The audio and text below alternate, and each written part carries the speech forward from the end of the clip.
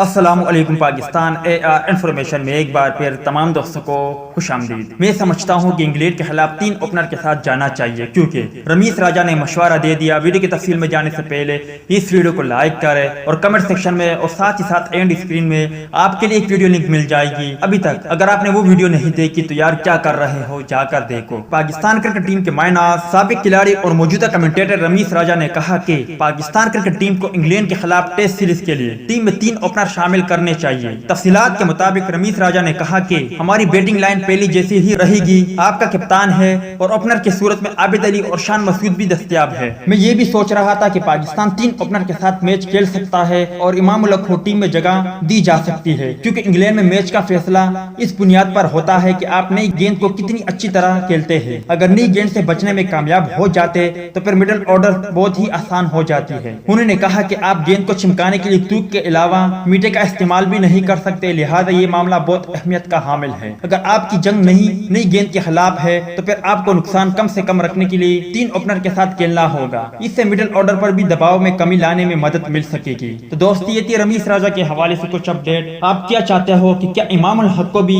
دورہ انگلینڈ کے لیے پلینگ 11 جو تشکیل دی جائے گی اس کا حصہ ہونا چاہیے یا نہیں؟ اس حوالے سے کمنٹ سیکشن آپ کے کمنٹس کا منتظر رہے گا۔ ملتا ہے کسی نیکسٹ ویڈیو میں، تب تک کے لیے اجازت دیجیے۔ اللہ حافظ۔